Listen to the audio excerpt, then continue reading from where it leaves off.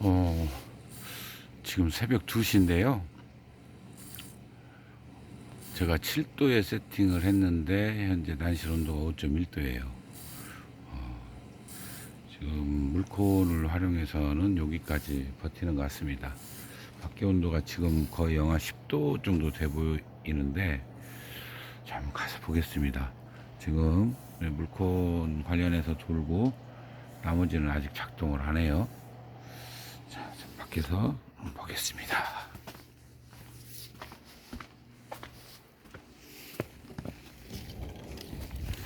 아이고 깜깜해서 보이나 이게? 아, 실루엣으로 보이네요. 영하 9도 내려갔네요. 9도. 10도 가까이 내려갔죠? 네, 9.5도 이렇게 되는 것 같아요. 올해 제일 오늘은 춥습니다. 눈은 계속 와요. 눈은 계속 오고 저쪽 난실도 좀 전에 체킹을 해봤는데 여기하고 거의 대등소이합니다. 참 맞추기 힘들어요. 오늘은 그냥 활동을 안 하니까 불도 켜놨는데요. 자, 지금 물큰 하나 들어가고 전기 온풍기는 안 들어가죠. 아직 안 들어가고 돌아가는 쪽이 있을 거예요. 이게 똑같지가 않거든요. 물건은 돌아가고 여기가 돌아가네. 자, 여기 하나 전기 온풍기가 돌아가고 있습니다. 들어가죠. 네, 여기는 들어가고 이쪽의 온도가 약간 높아요. 이 지대가 높은가 봐요. 그래서 그런가 난초들은 이상이 없을 겁니다. 이제 구독자님들 동해를 입었다고 말씀을 하시는데 물을 주고 나서 제가 물을 꼭 주지 말라고 그러는데 주게 됩니다. 자기도 모르게 이제 주어지는데요. 마이너스 2도까지 내려갔다 오신 분 있고 또 살짝 얼음기를 봤다라고 온도를 잘 모르시는 분들이겠죠. 이제 그러니까 온도계가 설치가 안 돼 있거나 또 그리고 좀 더 이렇게 얼린 분들이 계셨거든요. 그래서 제가 항상 말씀드리지만 이 추울 때 난시를 정확하게 점검을 하셔야지 영하로 떨어지는 일이 있습니다. 만약에 물을 준 지가 일주일이 넘었어요.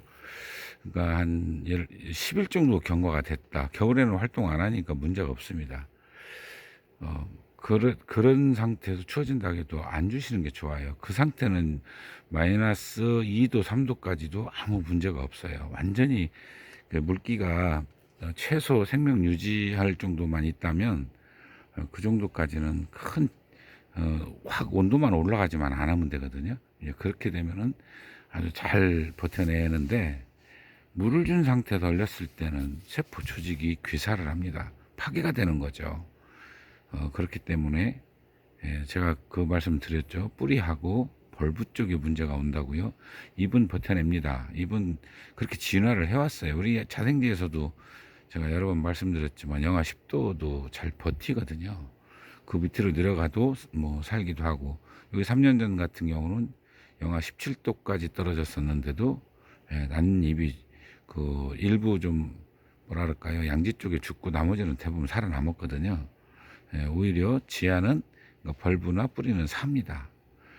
반면에 이제 화분에서는 오히려 밑에 그러니까 화분 안쪽이 똑같이 헐거든요. 영하로 떨어지면 자생적이고 조건이 달라지죠.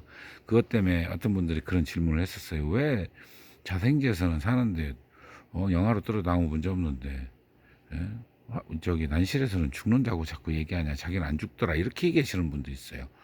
그거는 본인이 말려놓고 얘기하는 거거든요. 바싹 말려놓은 상태에서는 뭐 살기도 하죠. 그런데 그걸 밖에다 내놨다? 저는 그거 인정하지 않습니다. 밖에다 내놓은 건 제주도밖에 없어요. 남해안 일부 있을 가능성이 있죠. 제주도에서 제가 깜짝 놀란 게 밖에서 그냥 키웠어요. 겨울에. 그게 가능하냐 그러니까 영하로 떨어지는 날에 저 겨울에 하루 이틀이래요. 근데 그것도 마이너스 1, 2도밖에 안 떨어진다고 합니다. 저지대가 그런가 봐요. 우리가 방송상으로 듣는 거는 그 저지대 얘기가 아닌 것 같아요. 영하 뭐 2, 3도까지 떨어지고 뭐 이런 얘기도 하죠.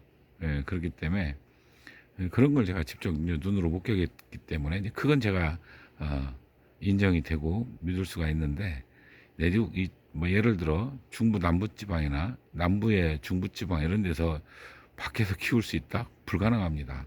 예, 다 얼어 죽습니다.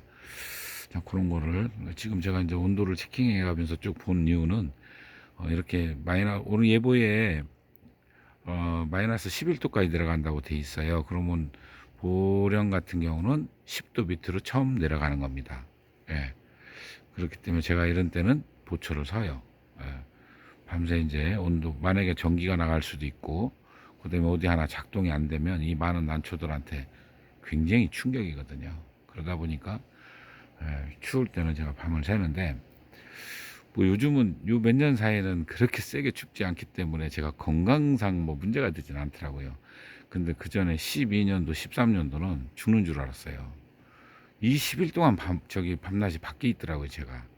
예, 뭐 외국 간 것도 아닌데 이걸 지금 하다 보니까 그때가 8인가 9도, 10도, 11도를 20일간 지속이 됐었어요. 죽는 줄 알았어요, 그때. 예. 그래서 이제 그쪽에 제가 이제 많이 민감하니까 이렇게 지금도 봅니다. 그리고 측창이 열렸다 닫혔을 때 뭐가 걸려서 살짝 벌어지면요 그쪽이 얼어요. 예. 안에는 예를 들어 6도에 가더라도 외기에서 마이너스 바람이 들어오면 그 부분이 옵니다. 그래서 이제 그런 걸 점검하는 거예요. 한번 싹 돌아보고 이상이 없으면 또 있다가 그리고 한 3시간 정도 단위로 보니까 점검이 되는 거죠. 자, 오늘 모처럼 온도가 떨어졌고 제가 화목 보일러도 오늘 처음 장작을 넣었습니다. 만약을 위한 거죠. 기름 보일러가 워낙 또 기름값 비싸잖아요. 전기세 많이 오른 거 아시죠? 깜짝 놀랐어요. 대략 한 70% 정도 오른 것 같은데요. 느낌이 그런지는 몰라도 기름값 올랐죠. 전기세 올랐죠. 난초값 떨어졌죠. 재밌습니다. 예, 그래도 오늘도 아주 오래된 분하고 또 통화를 하면서 옛날 오래된 분들은 난초가 좋아서 했지 사실 왜 금전적인 거 생각을 그렇게 신경을 쓰지 않았었나. 뭐 요즘 이제 재택 뭐 식택 이런 얘기 있잖아요. 예, 그 관련해서 잠깐 대화를 오늘 또 그런 대화도 나눴었네요. 자, 더 얼리지 마십시오. 진짜 제가 문자도 받고 통화도 했고 동해 관련해서 얘기했더니 그 이제 푸는 방법 때문에 저하고 주고받은 내용들이 있어서 오늘 점검해가면서 말씀을 드렸습니다. 일교차 심할 때 우리 난초하시는 분들 연세들이 좀 있으시잖아요. 혈관계 문제가 된다니까 건강 잘 챙기시기 바랍니다. 감사합니다.